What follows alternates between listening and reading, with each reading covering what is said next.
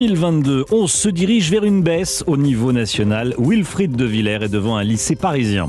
Le projet de loi pouvoir d'achat au menu d'une réunion de travail ce matin à l'Elysée. On verra vers quoi on se dirige avec Jacques Seret en direct avec nous. Geoffrey Branger nous dira que Bercy veut autoriser les grandes surfaces à faire des promotions pouvant aller jusqu'à moins 50%. Des enfants de djihadistes français et leurs mères rapatriés en France par le gouvernement. Les informations de Louis Dragnel qui sera avec nous. Et de tout cela, on va parler avec vous au 39-21 bien sûr et avec Othmane Nasrou, vice-président de la région Île-de-France, porte-parole des Républicains. Bonjour Othmane Nasrou. Bonjour. Et avec Céline Calvez. Bonjour madame la députée Renaissance des Hauts-de-Seine. Bonjour également et à tout de suite. Europe 1. Gladys Laffitte en direct avec nous du palais de justice de Strasbourg. Gladys, Jean-Marc Reiser a donc été condamné il y a quelques instants à la perpétuité et à 22 ans de sûreté pour l'assassinat de Sophie Le Tann. Oui, c'était la peine maximum encourue par Jean-Marc Reiser. 22 ans de sûreté, ça veut dire une période pendant laquelle il ne pourra pas faire de demande d'aménagement de peine. À l'énoncé de cette condamnation, l'accusé a légèrement fermé les yeux. Du côté des bancs des parties civiles, on a entendu des soupirs de soulagement, mais pas de réaction du côté de la famille. La consigne avait été passée de rester discret en cas de verdict favorable. En tout cas, Jean-Marc Reiser a été reconnu coupable d'assassinat de Sophie Le Tann. C'était conforme aux réquisitions après un petit peu plus de 2 heures de délibéré, ce qui est vraiment assez rapide. Ça veut dire que vraiment la version de Jean-Marc Reiser n'a pas convaincu le juré, celle d'un coup de sang pour assassiner Sophie Le Tann. En tout cas, l'avocat général avait dénoncé un piège qui était prémédité. Sophie Le Tann n'était qu'une proie, avait-il dit hier. Voilà, maintenant Jean-Marc Reiser a 10 jours pour faire appel de cette condamnation. Gladys Laffitte en direct de Strasbourg. Merci Gladys. C'est le grand jour pour plus de 700 000 lycéens, le jour dont on se souvient toute sa vie normalement, la découverte des résultats du baccalauréat. Ils sont en ligne depuis 8 heures ce matin ou 10 heures selon les académies, mais beaucoup de candidats font le choix de se rendre directement devant le lycée où ils ont passé leurs épreuves pour connaître le verdict. Wilfried de Villers, vous êtes devant un établissement parisien. Bonjour Wilfried. Bonjour Romain, bonjour à tous. Et vous assistez depuis ce matin à des scènes de joie et parfois de déception. Oui, écoutez, moi ce matin c'était plus des scènes d'excitation, de joie, je dois dire. Il y avait beaucoup d'appréhension avant les résultats et puis enfin la libération, la fin du suspense. Mention assez bien, let's go. J'ai la mention bien, gamin. Très bien. Et voilà, et puis il y avait donc Mireille qui est sortie du lycée, grand sourire aux lèvres, avec tout de même une petite déception. Je suis à 0,23 points de la mention très bien. Bon, avoir le bac c'est quand même l'essentiel. La mention ça reste quand même un petit supplément. Voilà, Olivia, elle aussi, a une mention dans la poche et des matières où elle a fait carton plein. SES, Géopo, Grand Oral, c'est où j'ai eu les meilleures notes. Ma pire note, c'est en philo. Tu t'en es bien sorti du coup? Oui, j'ai eu mention très bien. Mention très bien pour Olivia, assez bien pour Camille, mais qu'à cela ne tienne, elle repart tout de même Camille avec le précieux sésame, ses parents sont enchantés. Ils pensaient que j'allais pas avoir le bac, mais ils sont super contents. Je les ai appelés, ils étaient trop contents. Ma mère, elle a pleuré carrément. Donc, non mais ils sont contents pour moi. Et voilà, et puis les résultats du bac riment surtout avec fin de l'année et fin du lycée. Oui. Les résultats, on a le bac, donc c'est les vacances. Des vacances bien méritées qui ont déjà commencé. Le parvis du lycée où je suis, c'est déjà complètement vidé. Merci beaucoup Wilfried de Villers. Voilà, j'étais pressé. Wilfried de Villers devant un lycée parisien pour Europe 1. Et même si la découverte des résultats du bac est toujours un moment important, il est vrai que le taux de réussite, faut le noter tout de même, ne cesse de croître chaque année. L'année dernière, 94% des lycéens avaient obtenu le bac. Ceci dit, il y a quelques minutes, le ministre de l'Éducation nationale a indiqué que les premiers indicateurs faisaient état d'une baisse du taux de réussite. On le connaîtra ce soir, le taux de réussite au bac. C'est le premier texte important porté par le gouvernement Borne 2, celui sur le pouvoir d'achat face à une inflation qui ne cesse de grimper. Les ministres concernés par ce projet de loi sont réunis à l'Elysée. Vous êtes sur place, Jacques Seret. Bonjour Jacques. Bonjour. Sur quel dispositif le gouvernement travaille-t-il ? Eh bien, plusieurs mesures sont sur la table. Il y a d'abord la revalorisation des prestations sociales, pension de retraite et d'invalidité, allocation solidarité aux personnes âgées, prestations familiales, RSA ou encore allocation adulte handicapé. Le projet de loi prévoit pour chacune de ces aides une hausse de 4%. Le gouvernement planche également sur la mise en place d'un bouclier logement. La hausse des prix des loyers ne pourrait pas excéder 3,5%. Les APL seraient augmentées dans cette même proportion. Le ministre de l'économie Bruno Le Maire a également soumis l'idée d'autoriser davantage les promotions dans le secteur de l'alimentation, permettre de nouveau les promos à moins 50%. Enfin, face à la hausse des prix de l'énergie, ce projet de loi comprend la prolongation de la remise de 18 centimes d'euros par litre d'essence, prolongation jusqu'à fin août ou jusqu'à la fin de l'année. C'est l'un des points à trancher, alors qu'il est question également de la mise en place d'une indemnité kilométrique pour ceux qui utilisent leur voiture pour aller travailler. Et Jacques, cette séquence, comme on dit, c'est aussi un premier test pour le camp présidentiel qui ne peut plus compter sur une majorité absolue à l'Assemblée nationale. Il va falloir désormais trouver des compromis. Oui, ce texte est arrivé le 18 juillet à l'Assemblée dans 2 semaines et les oppositions font déjà connaître leurs propositions, ou plutôt leurs conditions pour soutenir ce projet de loi. Les Républicains ont adressé une lettre à la Première ministre pour lui indiquer qu'ils jugeaient indispensable une baisse des taxes sur les carburants pour garantir un prix maximum à 1,50 € le litre. Les LR souhaitent également une baisse des charges pour revaloriser le travail et l'annulation de la hausse de la CSG pour l'intégralité des retraites. 3 mesures sans lesquelles ils menacent de ne pas voter ce projet de loi. Pendant ce temps, l'Alliance de gauche s'apprête à reprendre des mesures du programme présidentiel de Jean-Luc Mélenchon, blocage des prix, augmentation du SMIC à 1 500 € net, quand le Rassemblement national plaide lui pour une baisse de la TVA sur les carburants et sur plusieurs produits de première nécessité. Bref, c'est loin d'être gagné pour le gouvernement. Sans majorité absolue pour Elisabeth Borne et ses ministres, il va falloir composer avec ses oppositions. C'est la nouvelle donne de l'Assemblée. Jacques Serret en direct de l'Elysée. Merci Jacques. Bruno Le Maire, lui, le ministre de l'économie, reçoit en ce moment la FNSEA et le syndicat des jeunes agriculteurs, les JA. Au cœur des discussions, les prix dans la grande distribution et la rémunération des agriculteurs en pleine vague d'inflation. La loi Egalim a été mise en place pour améliorer la rémunération des agriculteurs. Mais Geoffrey Branger, bonjour. Bonjour Romain. Les producteurs s'inquiètent de l'application de cette loi. C'est là-dessus que portent les échanges qui se déroulent en ce moment au ministère de l'économie. Oui, et d'ailleurs, l'objectif de Bercy, c'est que les producteurs ne deviennent pas une variable d'ajustement des prix. Le ministre de l'économie veut d'abord les rassurer. Il a chargé l'inspection générale des finances de vérifier que les lois Egalim et Egalim 2 sont bien respectées. Ce sont des textes qui sont censés garantir des revenus décents aux agriculteurs. Par exemple, la loi impose aux distributeurs de reverser un minimum de 10% de marge aux producteurs. Mais pour Christiane Lambert, la présidente de la FNSEA, qui est en ce moment même avec Bruno Le Maire, il y a eu des irrégularités et elle demande à ce que la lumière soit faite. 600 millions d'euros auraient dû transiter par les industriels pour revenir dans la poche des agriculteurs. Donc les distributeurs devaient partager. Or, ils n'ont pas partagé. Pour faire baisser les prix dans les rayons, les enseignes de grande distribution proposent, elles, de réduire les marges des producteurs. Une option que Bruno Le Maire a déjà exclue. En revanche, pour aider les consommateurs, le gouvernement veut relever le taux maximal des promotions. Aujourd'hui, elles sont plafonnées à 34% du prix de vente. Le ministre de l'économie voudrait que les distributeurs puissent offrir des réductions de 50%. Une proposition catastrophique pour les syndicats d'agriculteurs qui ne manqueront pas de le dire au ministre de l'économie. Ils estiment que ni les distributeurs ni les industriels ne rogneront sur leur marge pour compenser ces baisses et donc que ce coût sera répercuté sur les agriculteurs. Geoffrey Branger, merci Geoffrey. C'est le problème majeur auquel sont confrontés les professionnels du tourisme. Cet été, on en a beaucoup parlé dans Europe Midi. Le manque d'effectifs, 150 000 postes sont toujours vacants alors que l'on est déjà entré dans la saison des grandes vacances. Alors quand les ressources ne sont pas suffisantes en France, eh bien les patrons d'hôtels ou de restaurants se tournent vers l'étranger. Un accord a par exemple été trouvé la semaine dernière entre l'UMI, le syndicat des professionnels de la restauration et de l'hôtellerie en France, et la Tunisie. 4000 saisonniers tunisiens peuvent désormais être recrutés pour travailler dans l'Hexagone. Alors comment cette nouveauté est-elle accueillie sur place? Écoutez ce reportage Europe 1 près de Tunis de Thibaut Hu. Sur une terrasse discrète, à l'ombre des palmiers, 6 tables noires longent une baie vitrée. Dans ce restaurant italien de La Marsa, une ville à 15 km de la capitale, Youssef, serveur, tient son plateau à 2 mains.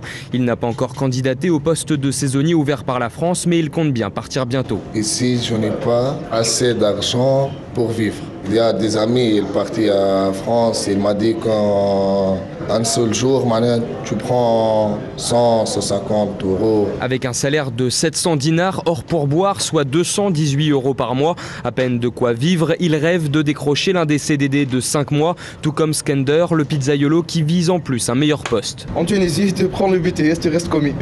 En France, tu prends le BTS, junior sous-chef. Alors le patron, Assis Galadou, qui a déjà perdu 1 mètre de salle parti en France, est très inquiet pour son restaurant. Il dénonce une concurrence déloyale. On va se retrouver donc sans employés. Donc après la Corona, on a passé 2 ans pratiquement sans tourisme, sans hôtellerie. Pratiquement après la reprise, donc la France annonce cette nouvelle, qui pour moi vraiment elle est catastrophique. Alors pour faire face, le restaurateur tente d'augmenter les salaires dans la mesure de ses moyens, d'environ une vingtaine d'euros par mois, mais il sait que certains de ses employés tunisiens se laisseront tenter par le niveau des salaires français.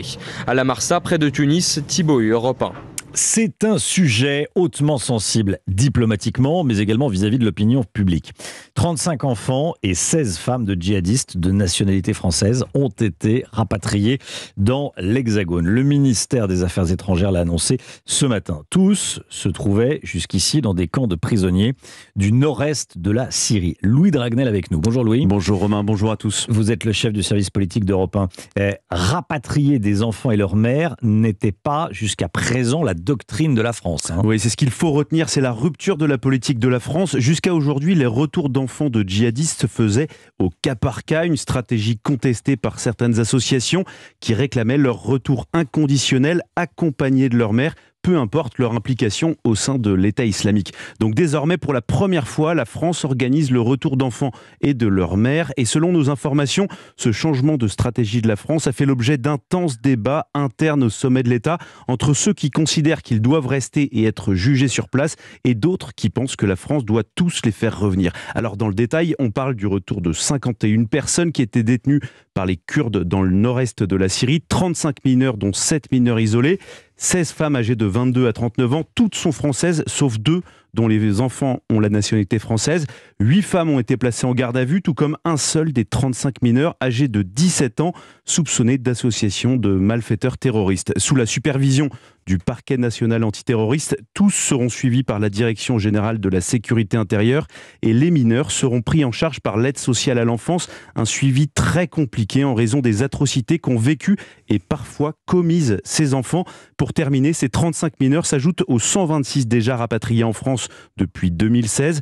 Avant ce dernier rapatriement, il restait près de 200 mineurs et 80 mères dans les camps du nord-est syrien contrôlés par les Kurdes. Louis Dragnel, merci Louis. Cette information tombée ce matin, 2 professeurs du même collège de Tarbes retrouvés morts, tués par balle dans un village des Pyrénées. Le corps de la femme de 32 ans a été découvert en pleine rue. L'homme âgé, lui, de 55 ans, est décédé dans sa maison quelques mètres plus loin. L'auteur présumé, dont on ne connaît pas l'identité, est en fuite et reste introuvable pour le moment.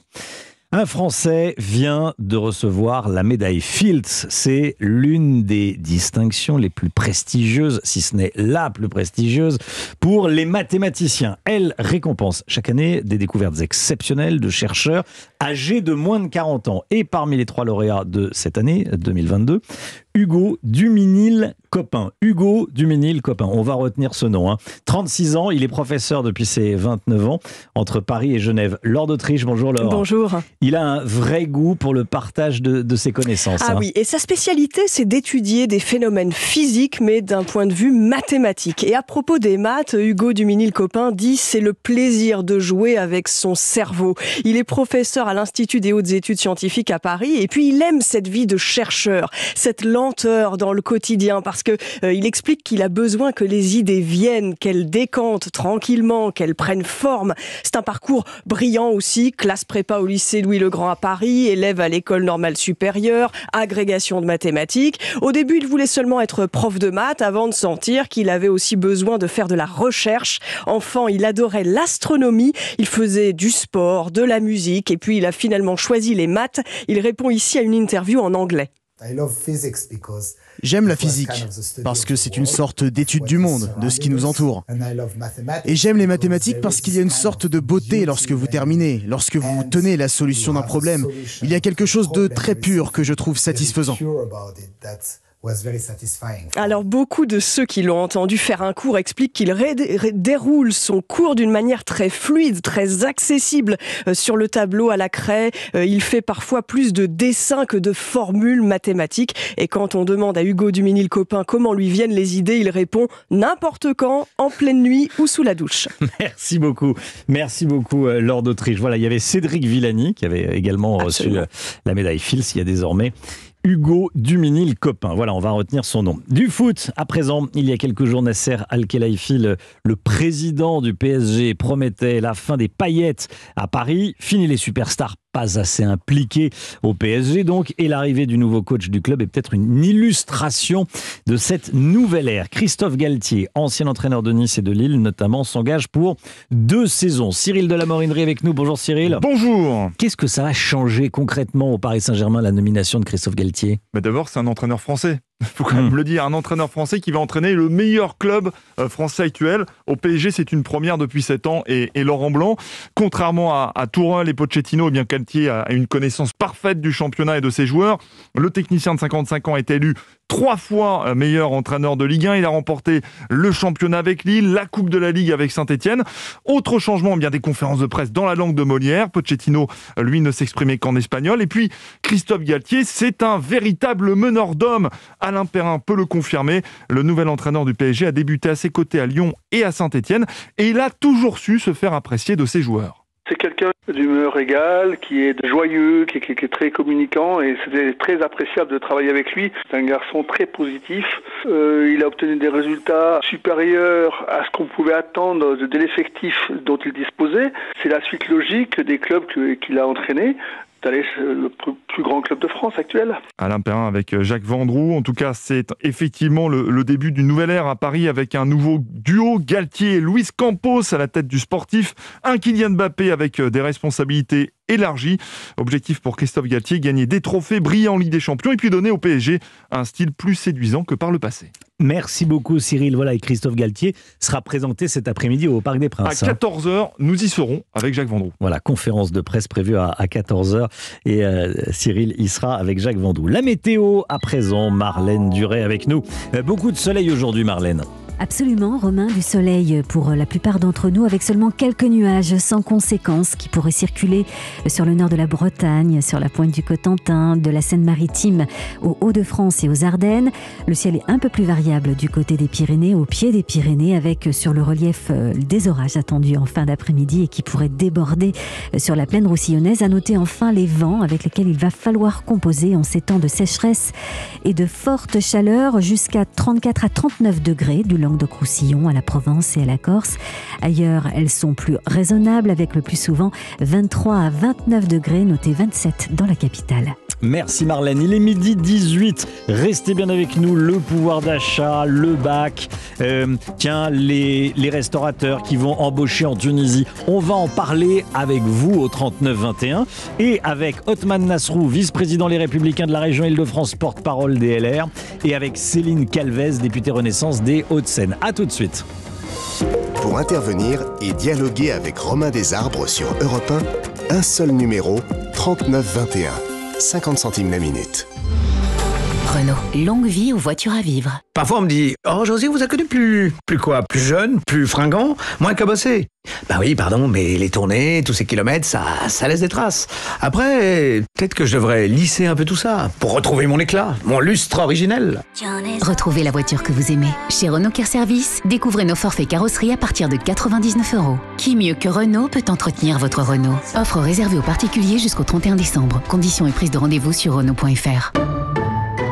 À tous ceux qui font glisser leur couteau sur le bord du pot de Nutella pour découper l'opercule. Aux maniaques qui grattent les petits bouts d'alu doré pour qu'il ne reste vraiment rien. Et à ceux qui, à la fin du pot, raclent tous les bords au doigt. Bah oui, pour pas gâcher. En ce moment, Intermarché offre 34% en avantage carte sur le pot de 1 kg de Nutella, soit 3,62 € avantage carte déduit. Et c'est aussi au drive et en livraison.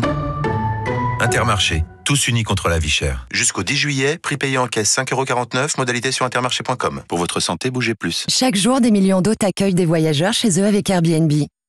D'ailleurs, vous aussi, vous pourriez compléter vos revenus en louant votre logement. Vous hésitez encore à vous lancer? Alors, nous avons mis en place une protection complète pour que vous puissiez accueillir des voyageurs en toute sérénité. Cette protection, c'est AirCover. Et elle vous permet d'être protégé à chaque fois que vous accueillez des voyageurs. Comme ça, votre logement et vos objets sont couverts et vous êtes tranquille.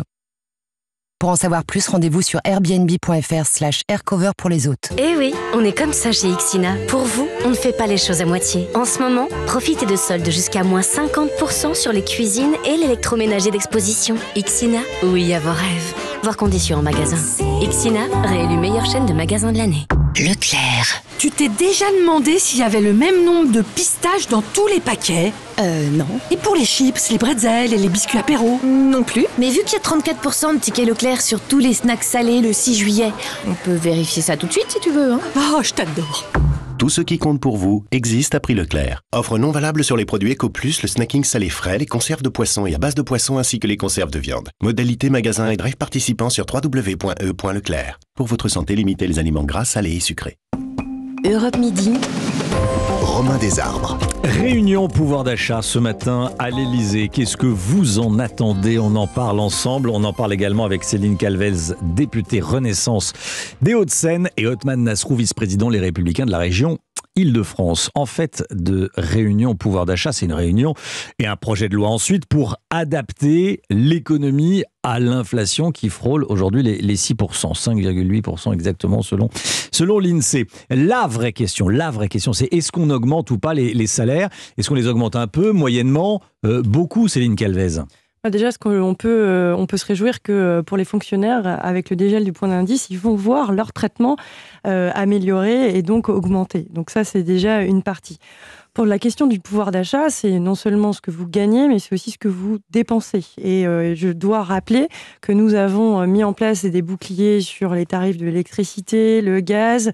On va prolonger l'aide sur le carburant. On va aussi permettre de mettre en place avec ce projet de loi une aide qui va être pour les gros rouleurs, c'est-à-dire ceux qui utilisent, non pas seulement pour leurs déplacements de loisirs, mais surtout pour leurs déplacements de travail, leur véhicule et donc la consommation du carburant.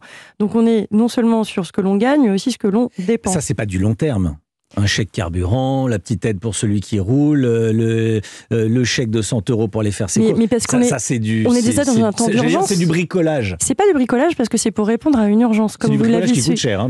Comme vous l'avez souligné, on est face à une inflation galopante, même si elle est moindre dans notre pays par rapport aux autres pays, elle est galopante. Donc on n'est pas en train de regarder le long terme, on est effectivement en train de regarder l'urgence. Ce qui fait que ce qui justifie la mise en place du pouvoir d'achat ou du projet de loi pouvoir d'achat, ou encore de la façon dont on va pouvoir rectifier la loi de finances 2022 et de pouvoir l'adapter. C'est deux textes différents qu'on va pouvoir regarder dès le mois de juillet ici à l'Assemblée. C'est bien parce qu'il y a urgence que l'on va siéger et que l'on va répondre dès aujourd'hui à ce qui concerne les Français en premier lieu. C'est la façon dont ils peuvent boucler les fins de mois, dont ils peuvent avoir des marges de manœuvre pour choisir aussi comment faire. Alors, c'est toujours plus facile quand on est dans l'opposition, ça c'est certain. Et c'est votre position, vous n'êtes pas député, mais vous êtes dans l'opposition, vous êtes chez les Républicains, Othman Nasrou. Alors, chez les Républicains, il y a eu des propositions faites par Olivier Marleix et tout le groupe LR, parmi lesquelles, il y a le plafonnement du prix de l'essence à 1,50 €, qui coûte cher d'ailleurs, 20 milliards d'euros, disait ce matin Bruno Retailleau, d'autres calculent un peu plus à 50 milliards, bref, plusieurs dizaines de milliards d'euros. Et puis, il y a également le revenu du travail. Est-ce qu'on n'est pas là au cœur du sujet? Ça, c'est une des propositions des Républicains. Oui, le but est d'arrêter cette politique d'aide ponctuelle, de chèques quelque part sans provision, parce qu'aujourd'hui, toutes ces dépenses sont financées par la dette, et je crois que l'attente de nos concitoyens, ça n'est pas d'être aidé ponctuellement avec des petits chèques de 100 € à chaque fois, c'est tout simplement de faire en sorte que le travail paye davantage. Les gens ont le droit dans ce pays de vivre dignement de leur travail. Et aujourd'hui, on a un problème de charge d'abord sur le travail. Nous proposons effectivement, avec le président du groupe LR, Olivier Marleix, et l'ensemble du groupe, avec cette lettre qui a été envoyée à la Première ministre, des propositions très concrètes pour baisser les charges sur le travail. Il y a évidemment aussi l'annulation de la hausse de la CSG qui continue de peser sur beaucoup de retraités. Près de 8 millions de retraités continuent de payer une CSG plus élevée. C'est Emmanuel Macron qui avait augmenté cette CSG, on s'en souvient, au détriment donc du pouvoir d'achat des retraités lors du premier quinquennat. Il faut annuler maintenant cette hausse. Et oui, vous l'avez dit, il faut limiter la hausse du prix des carburants. Mais tout là-dessus aussi, avec la même politique, plutôt que de faire des chèques, l'État devrait arrêter de redonner d'une main ce qu'il prend de l'autre. Parce que le carburant, vous le savez, c'est 70% de taxes qui sont collectées par l'État. quand les Républicains disent plafonnons le litre de carburant à 1,50 €. Formidable, il est aux alentours de 2,10 €. Bon, il y a 60 centimes. Ça va coûter des dizaines de milliards d'euros. Donc, vous faites pareil en réalité. Vous proposez également... ça ne coûtera pas des dizaines de milliards. Chèques sans provision. Non, parce qu'aujourd'hui, l'État est gagnant dans l'opération. Aujourd'hui, puisqu'avec la hausse du prix des carburants, puisque les taxes sont assises sur le prix du carburant, l'État, en fait, aujourd'hui, se fait du gras, du bénéfice sur le dos des Français. Et c'est ça qu'aujourd'hui nous pose problème. Quand Madame la députée nous parle du dégel du point d'indice. Alors là aussi, c'est une belle annonce, sauf que ce qui va payer, oui, mais ce sont les collectivités qui payent l'essentiel. Donc en fait, les seuls efforts que fait l'État, les seuls efforts que fait le gouvernement, ce sont les efforts qui pèsent sur les autres. Nous demandons à l'État de se serrer la ceinture. L'État pourrait être mieux géré, on va avoir un sujet dans ce pays de maîtrise de la dépense publique, et de redonner du pouvoir d'achat pérenne par des réformes de structure. Et en l'occurrence, aujourd'hui, dans le litre d'essence, vous avez plus d'1 € de taxes. Eh bien, l'État, aujourd'hui, ne devrait arrêter de se remplir les caisses. Les 18 centimes qui sont rétrocédés aujourd'hui, c'est en dessous du bénéfice supplémentaire qu'engrange l'État du fait de la hausse du prix du carburant. Je ne sais pas si je suis clair, mais ça veut dire que l'État pourrait baisser davantage les taxes sur le carburant sans que cela pénalise grandement le budget de l'État. Je voulais revenir sur 3 points, parce que vous avez parlé de l'emploi. Une meilleure façon de revaloriser le pouvoir d'achat, c'est de créer de l'emploi. Et c'est ce qu'on fait avec un taux de chômage qui a été le plus bas depuis des années. Vous avez parlé des retraités. En fait, dans le cadre du projet de loi sur le pouvoir d'achat, il y a aussi le rehaussement des prestations sociales et le rehaussement des pensions de retraite. Et ça va être intéressant parce qu'on va le réindexer sur l'inflation. Enfin, vous parlez des fonctionnaires. En fait, je pense que chaque personne peut se réjouir de ce dégel. Et en fait, chaque personne aussi doit pouvoir y contribuer. Et je suis désolée, les fonctionnaires ne dépendent pas que des collectivités locales. Vous avez aussi des fonctionnaires qui dépendent de l'État.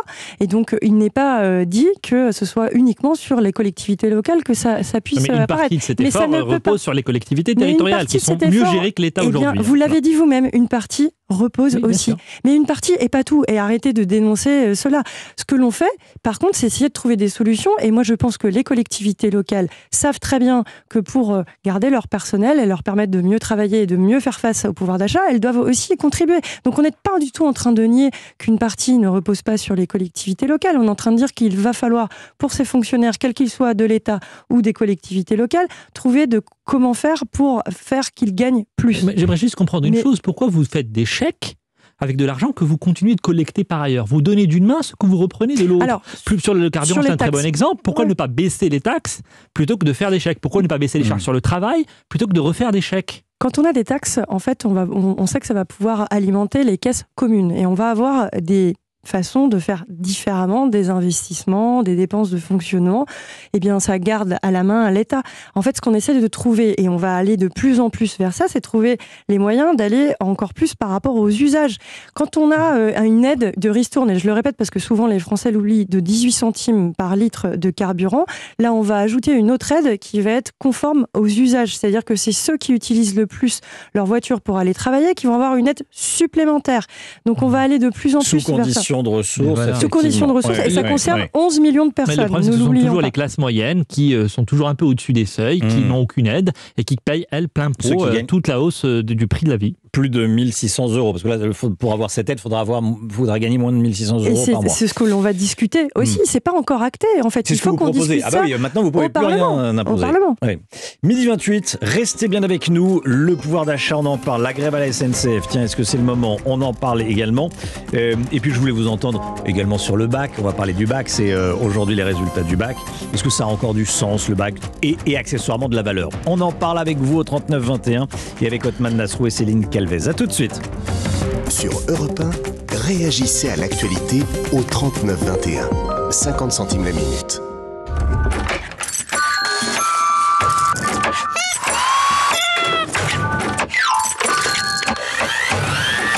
Tous les produits que vous venez d'entendre ont été fabriqués en France. Sur la grande boutique d'Amazon, trouvez ce que vous cherchez parmi plus de 500 000 références fabriquées en France. Et ça va faire du bruit. À la radio, on ne peut pas vous montrer nos canapés faits main en Italie. Mais on peut vous dire que pendant les super affaires Poltron et Sofa, vous allez profiter de remises jusqu'à 70% sur toute la collection. Et oui, jusqu'à samedi seulement, les remises atteignent 70% sur toute la collection. Poltron et Sofa, authentica qualità. Et voilà! Qualité authentique, vérifiez disponibilité et conditions en magasin. Leclerc. Le goût du frais, ça se défend tous les jours. Ça sent le pain chaud. Normal, ils cuisent du pain toute la journée chez Leclerc. Regarde-moi ces baguettes 3 meuniers, au blé français, cultivé dans le respect de l'environnement. Et pour 3 baguettes de 250 grammes achetées, la 4e est offerte. Ça sent vraiment la bonne affaire. Tout ce qui compte pour vous existe à prix Leclerc. Du 5 au 10 juillet, 411 sur nos 633 magasins réalisent des fournées toute la journée. Modalité et magasins participants sur www.e.leclerc. Pour votre santé, évitez de grignoter. Oh là là, je suis toute électrifiée. Qu'est-ce qu'il y a ? La nouvelle 500 électrique, c'est le coup de foudre. Oh, tu m'étonnes, elle a toujours été branchée. Mais t'as pas peur de la prise de tête avec l'électrique ? Bah non, 2 gammes de batterie selon nos besoins, 5 minutes pour gagner 50 km, une application pour ne pas passer à côté des bornes. Et tout ça ? Des 139 € par mois sans condition de reprise. De quoi partir chez Fiat ? En courant. Nouvelle 500 électrique, toute simple et tout simplement géniale. LL des 37 mois, apport de 2500 € après déduction du bonus écologique, c'est acceptation par l'Isis France. Jusqu'au 31 juillet, détails sur fiat.fr. Pensez à covoiturer. Fiat. Europe Midi. Romain Desarbres. Il est 12h30, bienvenue dans Europe Midi, merci d'être avec nous. Dans un instant, le débat continue, mais tout de suite, tout ce qu'il faut savoir dans l'actualité avec vous, Émilie Dez. Bonjour Émilie. Bonjour Romain, bonjour à tous. Jean-Marc Reiser est condamné à la perpétuité assortie de 22 ans de sûreté pour le meurtre de Sophie Le Tan. La peine maximale qu'il encourait. À l'énoncé du verdict, Jean-Marc Reiser est resté stoïque, lui qui avait demandé ce matin un verdict équitable et juste. Admis, au rattrapage ou recalé, tous les candidats au bac sont désormais fixés et les premières tendances indiquent une baisse des résultats par rapport aux années précédentes, annonce le ministre de l'Éducation. Pour ceux qui ont obtenu moins de 10, les rattrapages débutent dès demain. Le projet de loi sur le pouvoir d'achat sera présenté jeudi en Conseil des ministres. Dernière réunion de travail aujourd'hui à l'Elysée avec tous les ministres concernés sur la table. Le chèque alimentaire, la remise carburant ou encore la suppression de la redevance télé. Le début des vacances scolaires perturbées dans les gares et les aéroports. Un préavis de grève a été déposé pour ce vendredi à Roissy-Charles de Gaulle et dès demain, de fortes perturbations sont à prévoir à la SNCF. Comptez 2 TER sur 5, un Intercité sur 3. Les grandes lignes seront moins touchées. Deezer s'écroule pour ses premiers pas à la Bourse de Paris. L'action de la plateforme française de streaming musical a plongé de 35%. Deezer avait déjà tenté d'entrer en bourse il y a 7 ans avant d'échouer. Et puis le Tour de France, après 3 étapes au Danemark et une journée de repos, les coureurs reprennent la route. 4e étape aujourd'hui entre Dunkerque et Calais. Merci Émilie Dez, on vous retrouve dans une demi-heure. À tout à l'heure. À tout à l'heure. Europe Midi. Romain Desarbres. Le pouvoir d'achat, c'est compliqué, tout augmente. Ce qui frappe le plus, c'est évidemment le prix de l'essence. On le voit tous les jours. Hein. On le voit, il suffit de passer devant une station-service. Même s'il a légèrement baissé ces derniers jours, ce prix pour 1 litre de carburant. Il faut regarder à la loupe, mais il a légèrement baissé. On en parle ensemble et avec aujourd'hui Othmane Nasrou, vice-président LR de la région Île-de-France, porte-parole des Républicains, et Céline Calvez, députée Renaissance des Hauts-de-Seine. Ceux qui hésitent à prendre leur voiture pour partir à cause de l'essence trop chère pensent peut-être au train. Eh bien non, demain c'est grève. C'est grève à la SNCF, grève pour les salaires. Est-ce que c'est le moment de faire grève ? Tiens, je vous pose la question à tous les deux, Othmane Nasrou. La réponse est non, clairement non. Il faut qu'une grève aussi puisse être compréhensible des usagers, et y compris pour le combat d'ailleurs des salariés, parce que là c'est totalement compréhensible. On choisit toujours les dates qui causent un désagrément maximal. Il faut penser aux gens qui ont prévu de prendre leur train, qui ont enfin prévu peut-être de partir en vacances, et qui vont se retrouver dans des situations totalement incompréhensibles. Je crois qu'il faut vraiment que dans notre pays, on sorte de cette culture qu'ont beaucoup de syndicalistes malheureusement, de lutte des classes. Un combat qui reste très idéologique, qui est très loin d'un dialogue social apaisé qu'on pourrait avoir. Après voilà, moi je ne rentre pas dans le détail de ce qui concerne la SNCF, mais ce principe de la grève musclée, presque préventive, à chaque fois, au moment où des événements sportifs, on l'a eu, s'agissant des grèves de la RATP notamment au Stade de France avec des événements sportifs majeurs, et maintenant effectivement au moment des départs en vacances, c'est totalement inacceptable. Céline Calvez, c'est le moment de faire grève ? Du point de vue des usagers, c'est jamais le moment. On peut le comprendre. Je rejoins Othmane Nasrou sur le fait qu'on s'étonne que c'est toujours à la veille des vacances scolaires que les mouvements se font. En même temps, je comprends les syndicalistes parce que c'est le moment où ils se font le plus remarquer. Par contre, ce que je constate, c'est que les usagers ne comprennent plus et ont l'impression de se sentir pris en otage. C'est dur pour tout le monde et quand on ne fait pas avancer tout le monde, eh bien, c'est encore moins accepté. Donc, aujourd'hui, il y a des discussions avec la direction, les 4 syndicats principaux. Le nouveau ministre des Transports, Clément Beaune, est à la tâche à ce sujet. On a aussi, du côté de ADP ou de quelques compagnies aériennes aussi, un avis de grève, de perturbation. Oui, parce que je parlais de la SNCF, il y a également l'alternative avion ne marche pas forcément mieux. Voilà. Ce week-end. Bon. Donc, on a vu qu'il y avait déjà eu des perturbations il y a quelques jours. Je pense que ce n'est pas rendre sympathique ce que font l'ensemble de ceux qui font le train, malheureusement, quand on arrive à bloquer ces départs en vacances qui sont souvent très attendus. Je peux comprendre les revendications. La méthode pourrait être autre. Anthony est avec nous, vous nous appelez de Châteaulin. Anthony, dans le Finistère, vous êtes pharmacien. Bonjour Anthony. Bonjour Romain, bonjour à vos invités et à tous vos auditeurs. Grève à la SNCF, c'est le moment ou pas pour vous ? Alors, c'est jamais le moment, quelle que soit l'époque, et encore moins au moment des vacances d'été. Là, tout le monde, ceux qui peuvent, vont partir en vacances. On a économisé pour ça toute l'année, pour se payer 8 ou 15 jours au soleil, ou à se promener, ou à se reposer. Et là, une toute petite poignée de privilégiés vont nous imposer leurs conditions, alors qu'ils ont déjà beaucoup d'avantages. Leur salaire augmente plus vite que la moyenne des salariés. Moi, j'ai été augmenté de 3% cette année. Moi, c'est-à-dire, ça fait 40 centimes de l'heure, pour vous dire. Ouais. Donc, je suis scandalisé par ça. Et je suis très d'accord avec le discours de votre invité, le monsieur, là, je ne sais plus son nom. Monsieur Othman Nasrou, oui. Voilà, j'ai écouté son discours, je suis d'accord avec pratiquement tout ce qu'il a dit. Il faut dire que je suis un ancien LR aussi, donc forcément. Il faut revenir. Ça aide à être d'accord avec Othman Nasrou. Ça aide, voilà. Moi, c'était plutôt l'époque Sarkozy. Depuis, j'ai un peu laissé tomber. Bon. Voilà. Et c'est inadmissible. Et à Noël, ils nous font le même coup. À Pâques, vous allez partir un peu en vacances ou pas cet été ? Alors non. Moi, je fais un autre choix. Je fais des petits séjours régulièrement dans l'année. Et sinon, je suis un passionné de pêche, donc je vais aller. Ça coûte une passion qui coûte cher, donc je dépense mon argent au week-end à la pêche. Week-end à la pêche. Je pars pas tellement en vacances. Voilà. Bah écoutez, chacun ça. Je vais vous raconter ma vie. Voilà, mais oui, on est là pour échanger. Alors, on est également en ligne avec Johan. Vous habitez en Seine-Saint-Denis, Johan. Bonjour. Bonjour. Vous avez quasiment le même âge qu'Anthony. Vous êtes cheminot. Alors vous avez peut-être un autre avis. Et vous dites, vous défendez la grève. Alors j'imagine. C'est pas pour défendre la grève en soi. On essaye un peu de défendre son morceau de pain. J'ai envie de dire à l'auditeur qui vient juste de parler, il dit il a une augmentation de 3,5%. Mais il a de la chance parce que les cheminots, ça fait 8 ans qu'on n'a pas la moindre augmentation de salaire. 8 années. Donc je pense pas qu'il y ait beaucoup de personnes qui accepteraient d'être dans une boîte en étant 8 ans sans avoir le moindre centime d'augmentation. Alors, il n'y a pas l'augmentation, mais il y a une progression. Il y a la promotion automatique, Oui, mais attention, avant, c'était automatique. Maintenant, c'est au bon vouloir du directeur d'établissement. Donc, il y en a qui sont coincés depuis quelques années à la même position. Et pourquoi coincés ? Parce que le directeur... Parce que depuis que la boîte a totalement éclaté, donc maintenant il y a le statut entre guillemets qui régissait nos conditions de travail n'existe plus, en gros n'existe plus.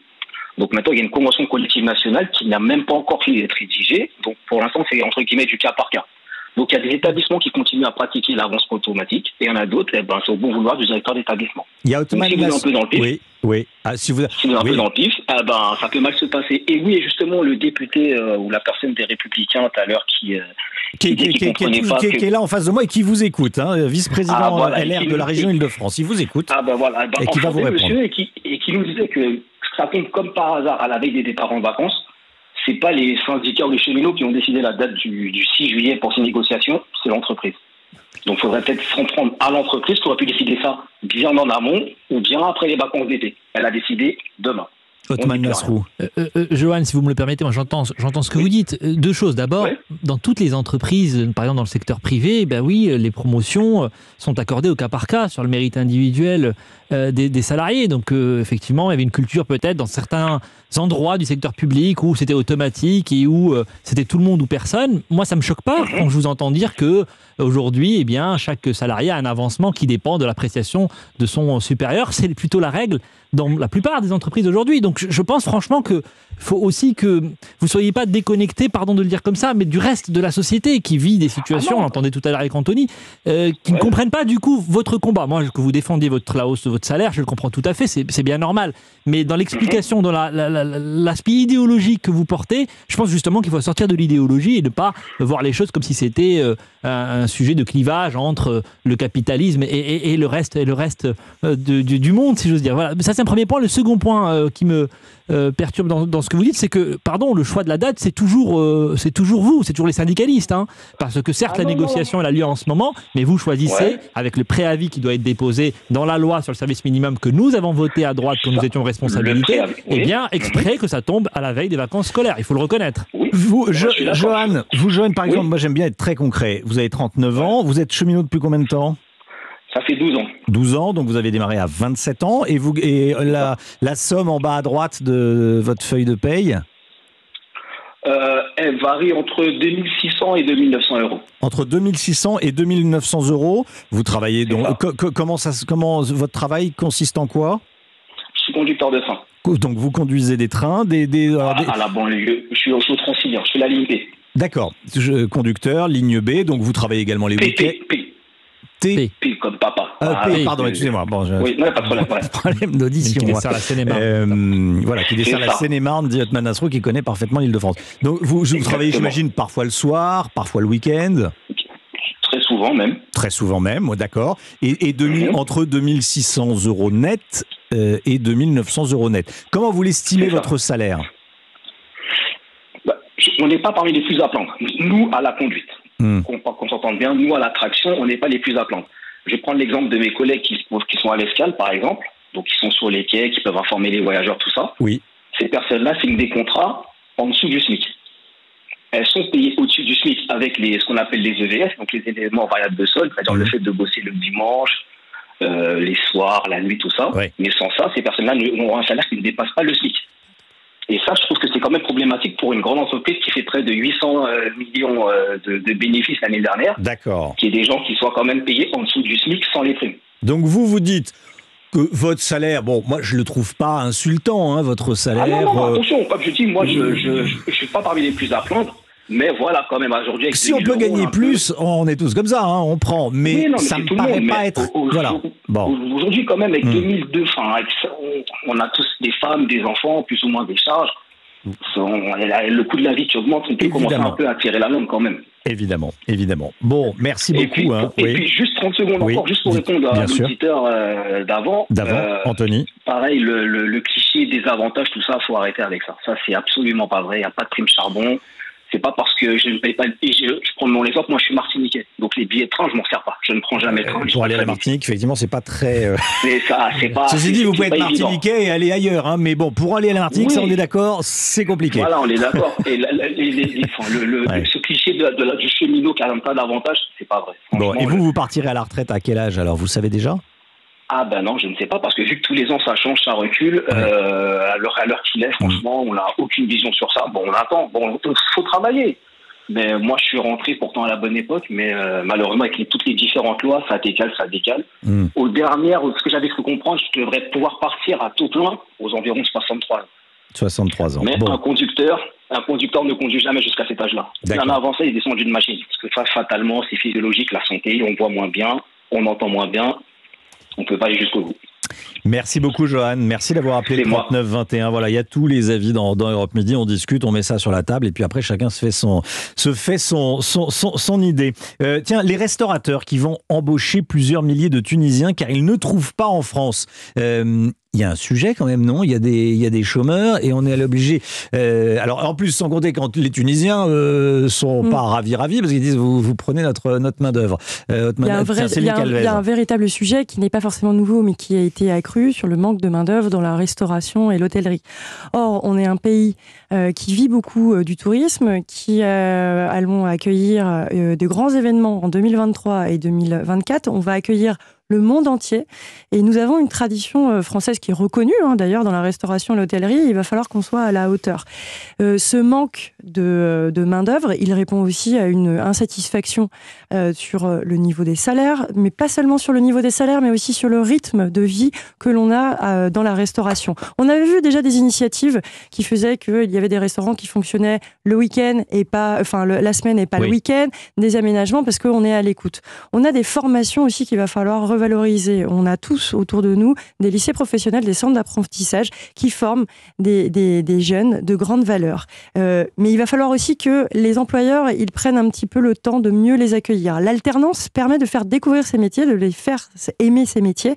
Il va falloir le faire parce que avec la déflagration qu'il y a eu sur ces métiers, avec la crise Covid, on a encore plus de mal à le faire. Donc on pousse à l'alternance, on pousse le plan Un Jeune Solution pour pouvoir permettre à l'ensemble des personnes de pouvoir embrasser ces carrières. C'est très important, c'est une part de notre culture, tout ce qui est la gastronomie, la restauration, donc on doit pouvoir le faire. Et quand il faut pouvoir aller recruter ailleurs, eh bien, pourquoi pas ? On a un vrai défi collectif à pouvoir relever.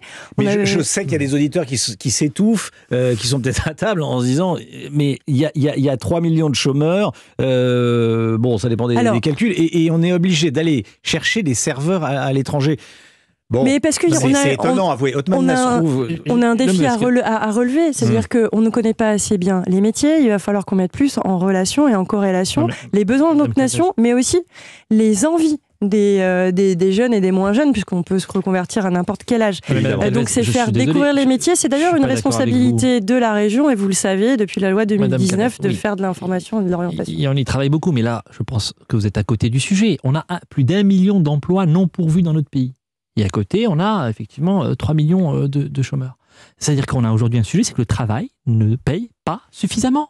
Il faut dire les choses très clairement, c'est pas simplement dans l'hôtellerie et la restauration qu'on ne trouve pas suffisamment de monde. C'est vrai dans le numérique, c'est vrai dans le BTP, c'est vrai dans la sécurité, c'est vrai dans le médico-social. Je ne parle pas de la situation dans les hôpitaux où 20% des lits sont fermés parce que même des gens qui sont qualifiés pour être infirmiers ne refusent de venir travailler. C'est le travail qui paye pas assez ou c'est le social qui paye trop ? C'est les deux. L'écart entre les revenus d'assistance et de la solidarité avec les revenus du travail n'est pas suffisant pour qu'on incite des gens dans des métiers notamment plus difficiles que d'autres. C'est pour ça qu'on a revalorisé la prime à l'activité. Mais c'est pour ça que pourtant vous refusez de baisser les charges sur le travail, ce qui est une des propositions qui va être portée par les Républicains à l'Assemblée nationale dans le cadre du projet de loi sur le pouvoir d'achat et sur laquelle vous refusez depuis 5 ans de vous prononcer. La baisse des charges sur le travail pour qu'on rapproche le net et le brut et que quand on prend un travail en particulier, un travail pénible, et bien que ça en vaille le coût, sinon on continuera d'avoir besoin. Le coût, vraiment, j'allais ajouter vraiment avec des centaines d'euros de décalage. C'est pour ça que depuis 2019, on a revalorisé la prime d'activité. En étendant le nombre de bénéficiaires qui peuvent compléter leur revenu d'activité par plusieurs centaines d'euros, c'est quand même très important. Ça permet de maintenir et de se dire que je peux travailler tout en ayant un niveau de revenu aujourd'hui, le salaire médian suffisant. Le salaire médian en France, il est inférieur de 10% à celui de la Belgique et de 20% de celui qu'il y a en Allemagne. Le défi, il est là aujourd'hui. C'est pas avec des chèques que vous allez régler ça. Quels sont les niveaux de prestations sociales dans ces deux pays ? Allez, j'aimerais parler également du bac. Le bac, les résultats sont tombés aujourd'hui pour plus de 700 000 lycéens. Pape Ndiaye a dit que le niveau baissait. On aura le chiffre ce soir, on verra. Adeline est avec nous. Vous nous appelez de Rennes. Bonjour Adeline. Bonjour Romain. Professeur des écoles. La question que je posais sur Internet, après on l'adapte, mais le bac a-t-il encore une valeur ? Alors vous avez certainement un avis très éclairé. Alors, un avis éclairé, je dirais partiellement dans la mesure où moi j'exerce dans le primaire. Je suis un petit peu éloignée de la réforme, des réformes du lycée. Alors, je suis titulaire remplaçant, ça veut dire qu'en fait j'exerce de la très petite section jusqu'en 6e. Ah oui, d'accord, jusqu'au CM2. Alors, CM2, 6e SECPA, puisque les professeurs qui exercent en section SECPA sont aussi des professeurs des écoles. C'est quoi SECPA ? Alors, SECPA, c'est la section d'enseignement adapté et professionnel pour des élèves qui, sortant de l'école élémentaire, ont des difficultés au collège unique. Hein. Donc D'accord. on adapte par une section spécifique. Spécifique. Bon, le bac, il a encore une valeur ou pas ?